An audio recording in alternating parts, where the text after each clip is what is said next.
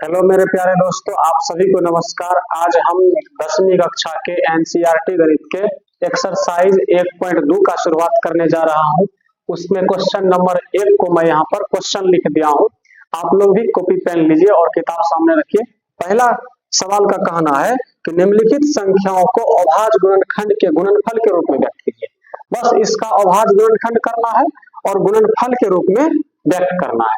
तो चलिए मैं बारी बारी से इन सभी का सोल्यूशन देखता हूं और आप भी हमारे साथ बने रहिए और देखिए। अगर आपसे बनता है पहले आप वीडियो रोक करके खुद से बनाइए, उसके बाद फिर हमसे मिला लीजिएगा आपका कितना सही है। तो चलिए मैं यहाँ पर चलता हूँ। पहला सवाल है मेरे पास 140।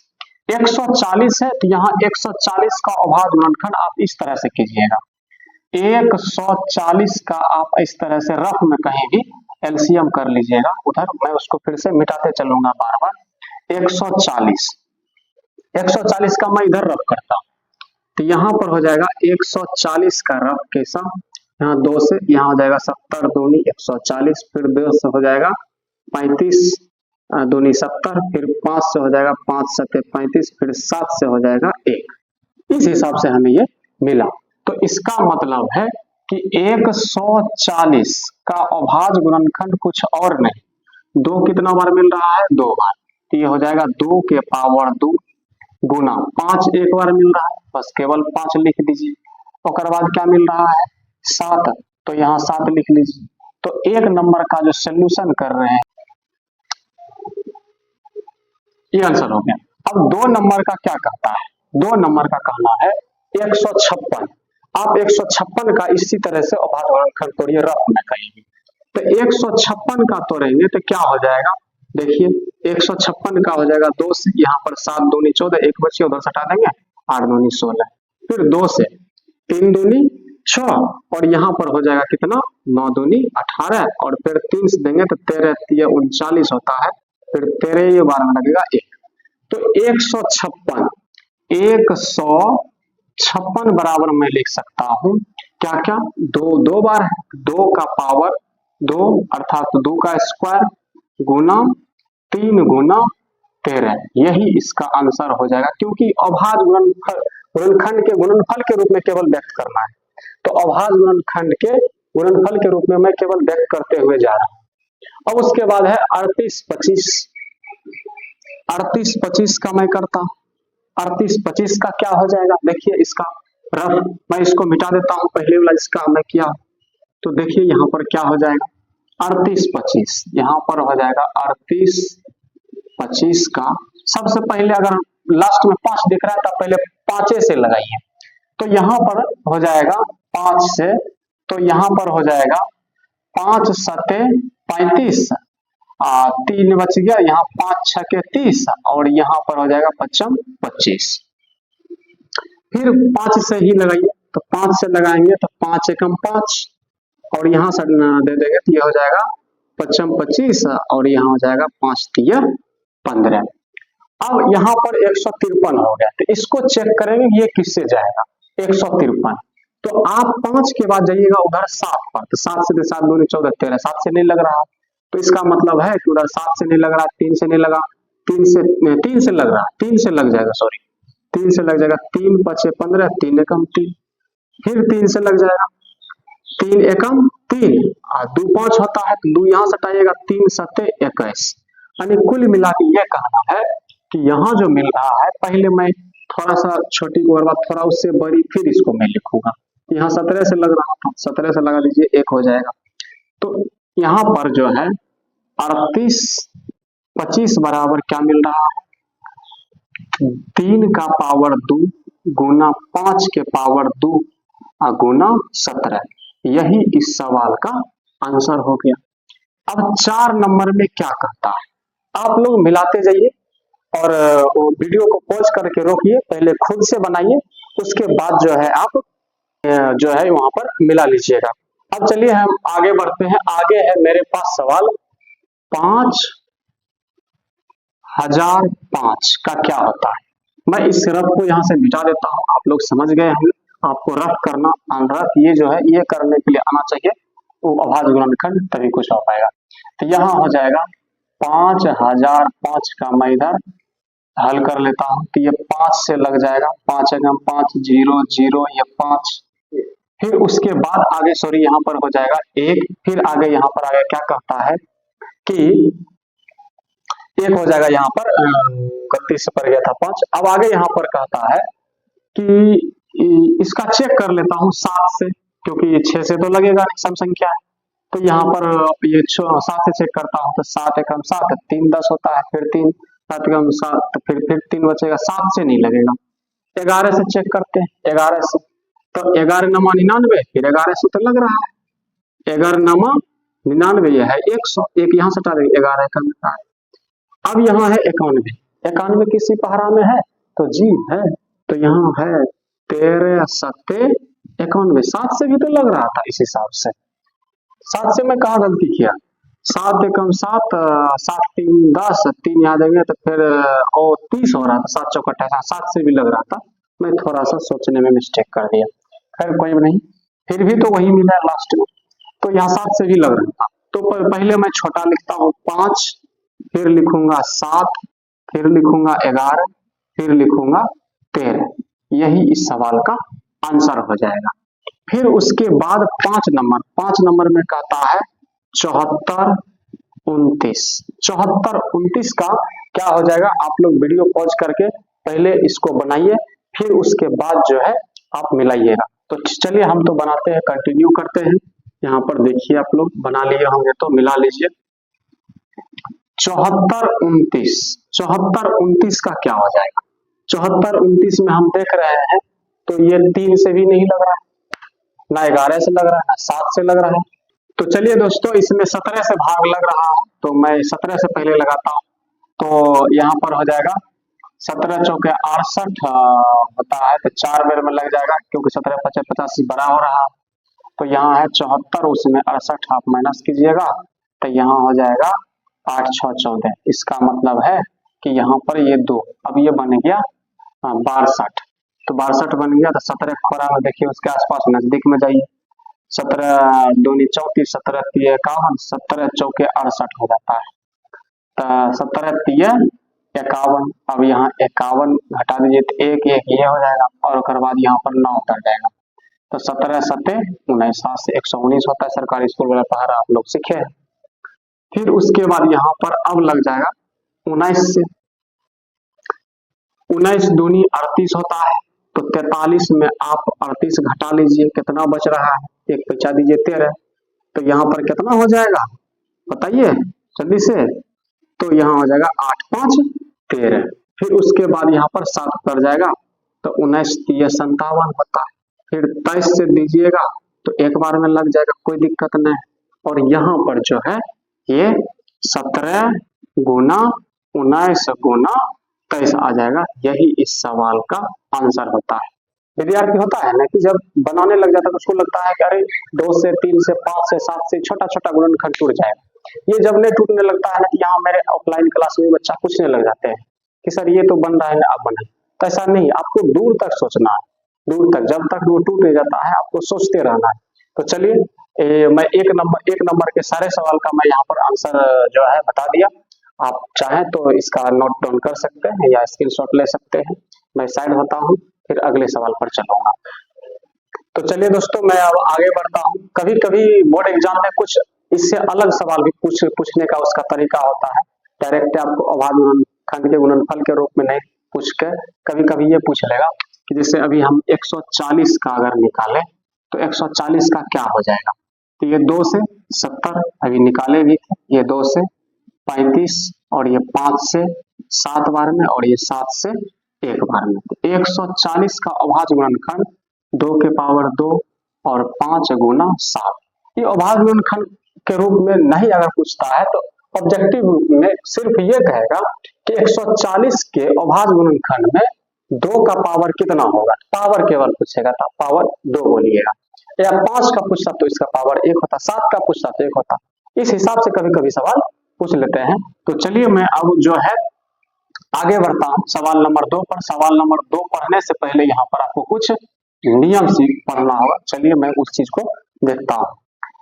एक फॉर्मूला है जो कहता है कि 2 संख्याओं का गुणनफल दो संख्याओं का गुणनफल, संख्याओं का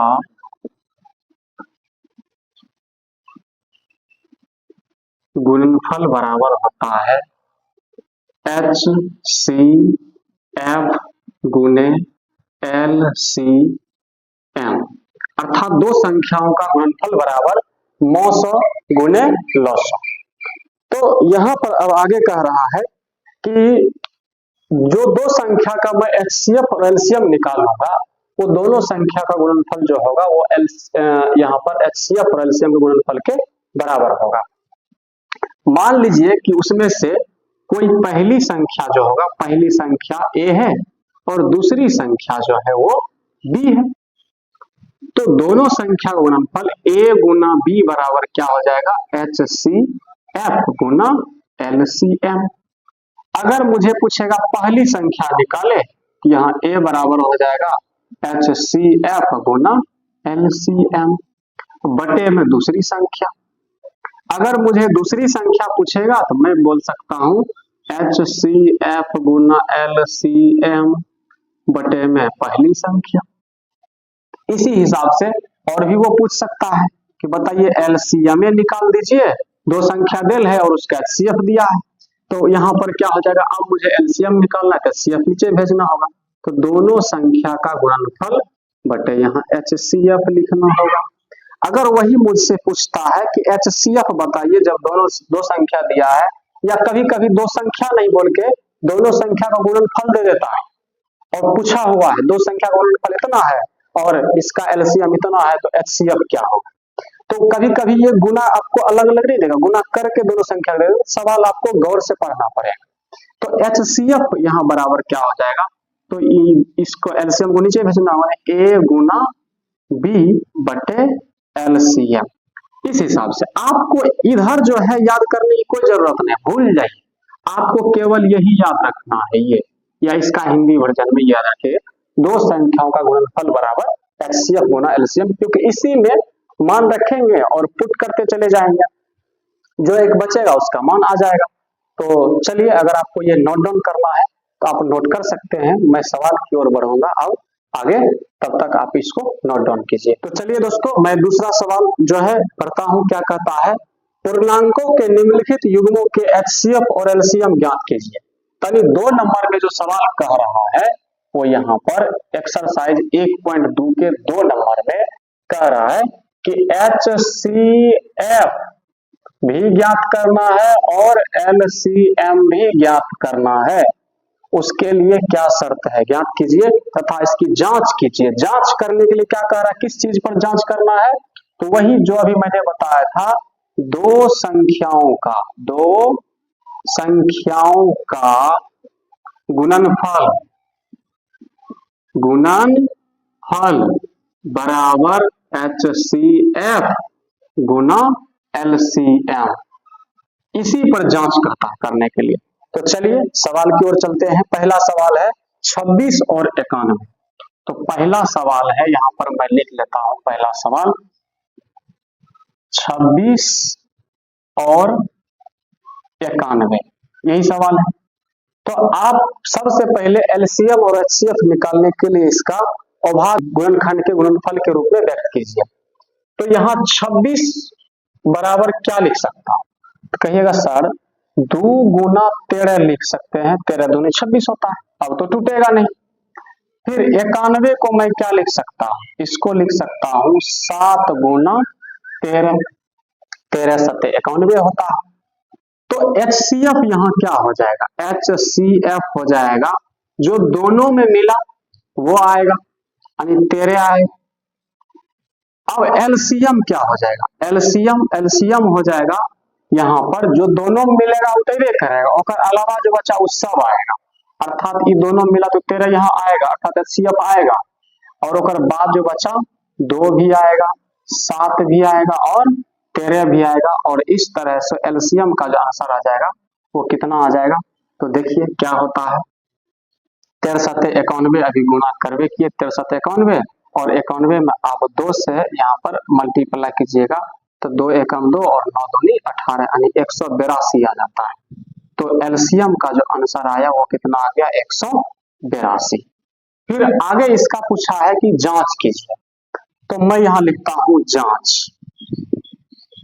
जांच किससे कहता है? दो संख्याओं का गुणनफल। दो, मैं इसको शॉर्टकट में लिख देता हूं, दो संख्याओं का गुणनफल बराबर एचसीएफ गुना एलसीएम, एचसीएफ गुना एलसीएम। तो दो संख्याओं का गुणनफल क्या है? तो दो संख्या मेरे पास है 26 और 91, तो यहां पर हो जाएगा 26 गुना 91 बराबर, यहां पर क्या हो जाएगा 13 गुना 182, यही हो जाएगा, क्योंकि एचसीएफ 13 है, एलसीएम 182 है। आप जब इसका गुना करेंगे तो क्या हो जाएगा? तो यहां हो जाएगा 6 हो जाएगा, और क्योंकि 91 गुना 26 कीजिएगा तो यहाँ हो जाएगा 91 गुना 26, तो 6 एकम 6, 9 छके 54 हो रहा है। फिर 2 से कीजिएगा तो 2 एकम 2 और 9 दूनी 18, ये 6, ये 4 2 6, 8 5 13, 1 1 2, यानी 23 66 आ रहा है। कितना आ रहा है? 23 66। इधर देखते कितना आता है। 182 में 13 से करना है, 182 में 13 से गुना करना है, तो 13 दूनी 26 और 13 8 104, ओकरा में 2 जोड़ देंगे तो 106 का 6 बच गया 10, 13 और 10 कितना हो जाएगा बताइए? 23 हो जाएगा। तो यहूं भी आ गया उतने 23 66। ये हो गया जांच। जांच क्यों कहा जाता है करने के लिए? ताकि हम जो आंसर निकाले हैं यहाँ पर ये और ये वाला आंसर, ये इससे फिर से वही सवाल जो है दोनों पट्टियों संतुष्ट करता है कि नहीं, यही जांच का मतलब होता है। और इसी तरह से 2 नंबर 3 नंबर सबका जो है सवाल बनाते जाना है और उसका जांच भी करते जाना है। परीक्षा में इस टाइप के सवाल पूछा हुआ है, परीक्षा के दृष्टिकोण से सब मोस्ट इंपोर्टेंट सवाल होता है। तो चलिए मैं आगे बढ़ता हूं और देखता हूं 2 नंबर सवाल का। 2 नंबर सवाल में कहता है मेरे प्यारे दोस्त कि 510 और 92, 510, तो देखिए तो 510 और 92, तो दोनों का पहले आप अलग अलग जो है कर लीजिए। 510 बराबर इसका अभाज्य गुणनखंड तोड़िए, क्योंकि ऊपर अभी 1 नंबर में आप लोग सीखे थे। तो 510 का आप जब अभाज्य गुणनखंड तोड़िएगा तो ये 2 से लग जाएगा, 2 दूनी 4, 1 बचा 2 पंचे 10, 2 पंचे 10 हो गया। अब फिर 5 से लग जाएगा, 5 से 55 25, फिर 5 एकम 5, अब 51 होता है तो देखिए हाँ 3 से लग जाएगा, 3 एकम 3, 3 सत्ते 21, 17 51 होता है। तो इसका मतलब है इसका जो गुणनखंड आ रहा है वो आ रहा है 2 गुना 3 गुना 5 गुना 17। फिर उसके बाद यहाँ पर कह रहा है 92 को तोड़ने के लिए, तो आपको पता है 92 को जब तोड़िएगा, सॉरी यहाँ पर ये 92 को, तो ये कितना हो जाएगा 46 दूनी 92 होता है। फिर यहाँ पर 2 दीजिएगा तो 23 दूनी 46 होता है। तो यहाँ पर हो जाएगा 2 के पावर 2 गुना करते हैं, सॉरी 23 हो जाएगा, 2 के पावर 2 गुना 23 हो जाएगा। अब HCF निकालिए, HCF वही होगा जो दोनों में होगा। तो 2 का पावर यहाँ 1 है, यहाँ 2 का पावर 2 है, तो इसका मतलब है कि छोटा पावर आएगा, यानी 2 आएगा खाली, क्योंकि यहाँ 2 दूने है इसीलिए छोटा आएगा। LCM जो मिला उ तो होबे करेगा, जो मिला उ तो होबे करेगा, और अलावा एगो 2 और बचा वो होगा। फिर उसके बाद या यह कह सकते हैं LCM में बड़ा पावर होगा, तो बड़ा पावर वाला देखिए यहाँ आ गया, या 3 गुना 5 गुना 17 गुना यहाँ पर हो जाएगा 23। आप जब इसका गुना करेंगे तो इसका गुणनफल आ जाएगा कितना? तो चलिए दोस्तों गुना आप लोग कर लिए होंगे। गुना ये जो है यहाँ पर कितना आता है 23,460 आता है का एलसीएम। आप जब इसका जांच कीजिएगा तो जांच में जो है वही नियम लगाना है, दो संख्याओं का गुणनफल बराबर एचसीएफ गुना एलसीएम, तो दोनों को मैं गुना करूंगा। तो यहाँ पर क्या गुना हो जाएगा, 510 गुना 92 बराबर यहाँ पर कितना हो जाएगा, 2 गुना 23,460। तो यहाँ पर गुणनफल कितना आया था, तो गुणनफल जो है यहाँ पर हो जाएगा 0 और यहाँ पर हो जाएगा 2 और यहाँ पर हो जाएगा 9 और यहाँ पर हो जाएगा 6 और यहाँ पर हो जाएगा 4। सेम कहानी, यहाँ पर हो जाएगा 2 गुना 0 0 और यहाँ पर हो जाएगा 2, यहाँ हो जाएगा 9, यहाँ 6 और यहाँ पर 4। इस हिसाब से यहाँ पर गुना हो जाएगा। हम देख रहे कि दोनों पट्टी जो है बराबर आया है, तो मतलब एलसीएम और एचसीएफ हमारा सही है। तो चलिए मैं अब आगे जो है नेक्स्ट सवाल को इसको मिटा करके मैं बनाता हूँ। आप जो है तब तक जो है उतारना चाहते हैं तो उतार सकते हैं, बाकी मैं इसको मिटा। दोस्तों यहाँ पर जो है अब मैं तीसरा यहाँ पर 2 का 3 नंबर सवाल को देखता हूँ। तीसरा सवाल का क्या कहना, तीसरा सवाल का कहना है 336 और 54। तो तीसरा सवाल का कहना है 336 और यहाँ पर 54 है। तो 336 का आप सबसे पहले यहाँ पर गुणनखंड दर करिए, अभाज्य गुणनखंड। तो 336 को आप तोड़िएगा तो इस हिसाब से टूटेगा, 2 से 2 इकाई 2, 2 छके 12, 2 अठे 16, फिर 2 से 2 अठे 16, 2 चौके 8, फिर 2 से दीजिएगा 4 दूनी 8, 2 दूनी 4, फिर 2 से 2 दूनी 4, 2 एकम 2, फिर अब लग जाएगा 3 3 सते 21, फिर 7 से यहाँ हो जाएगा 1। 2 कितना बार आया है, तो 2 आया है 4 बार।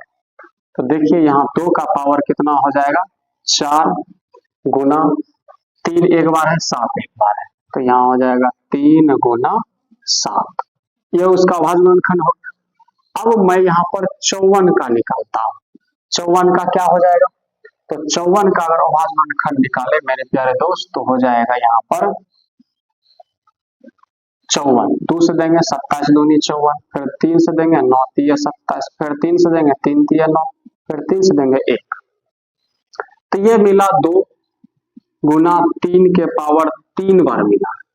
तो पहले मैं निकालता हूं कौन सी, तो एचसीएफ सर निकाल लीजिए। एचसीएफ निकालूंगा तो 2 जो है मैक्सिमम पावर 4 है और कम से कम पावर जो है न्यूनतम पावर मिनिमम वो 1 है। तो एचसीएफ में छोटा पावर अर्थात मिनिमम पावर आता है, तो ये 2 आ जाएगा।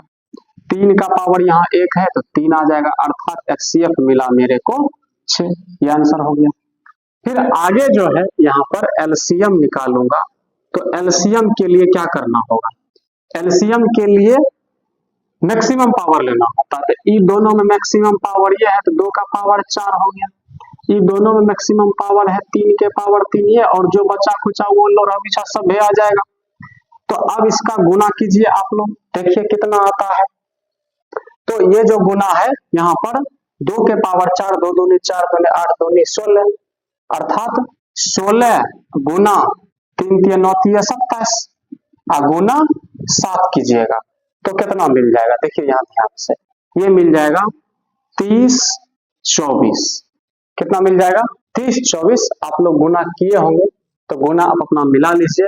अब मैं इसका जांच की ओर आगे बढ़ता हूं, अब जांच करता हूं। तो देखिए जांच में क्या हो जाएगा, वही 2 संख्याओं का गुणनफल। 2 संख्या मेरा क्या है, 336 गुना 54 है। फिर उसके बाद यहाँ पर एचसीएफ मेरा कितना है, एचसीएफ हमने निकाला है 6 गुना एलसीएम कितना है 30 24 है। तो 336 गुना 54 किए होंगे तो ये आया होगा 18। कितना आया होगा, 18 और 144। ये मैं गुना पहले कर रखा हूं तो इस हिसाब से, ताकि वीडियो में बहुत लंबा ना हो इस वजह से। अब 6 से कीजिएगा तो यह सेम वह ला के देगा जो इधर है, 18 144 है। देखिए 6 चौक 24, 6 दूनी 12, 2 14 और 6 तिया 18, यह तो होगा। अब ये दोनों बराबर आ रहा है, इसका मतलब है कि एलसीएम और एचसीएफ हमारा बिल्कुल एकदम सही है। तो चलिए अब मैं इसको मिटा देता हूं, आप इसका जो है नोट डाउन कर सकते हैं। चलिए दोस्तों मैं अब आगे बढ़ता हूं। यहाँ पर अब 3 नंबर का देखता हूं। 3 नंबर में कहता अभाज्य गुणनखंड विधि द्वारा निम्नलिखित पूर्णांकों का एचसीएफ और एलसीएम ज्ञात कीजिए। इसमें जांच नहीं कहता है करने के लिए, इसमें केवल कहता है एचसीएफ और एलसीएम ज्ञात कीजिए। चलिए मैं ज्ञात करता हूं। यहाँ पर 3 नंबर में भी वही कहता है एचसीएफ और एलसीएम, ये दोनों ज्ञात करना है अपने लोग को। ठीक है, चलिए चलते हैं 1 नंबर सवाल में। 3 का एक कहता है 12 है, 15 है और 21 है। तो बारी बारी से देखिए यहाँ पर क्या करता हूं। 12 बराबर मैं लिख सकता हूं यहाँ पर 2 के पावर 2 गुना 3, क्योंकि 2 दूनी 4 ये 12 हो जाएगा। फिर 15 बराबर मैं लिख सकता हूँ 3 गुने 5 और 21 बराबर लिख सकता हूँ 3 गुने 7। इतना छोटा छोटा गुणनखंड आपको रफ में करने की जरूरत नहीं। तो इसका जो होगा HCF वो क्या हो जाएगा, HCF जो तीनों में मिलेगा वही HCF होगा। तो यहाँ पर देखिए ये 3 जो है ऐसे करके तीनों में आ रहा, तो 3 आ जाएगा, 2 नहीं आएगा क्योंकि तीनों में है, जो संख्या तीनों में आएगा वह HCF होगा। इसका HCF का जो आंसर हो गया वो कितना आ गया 3।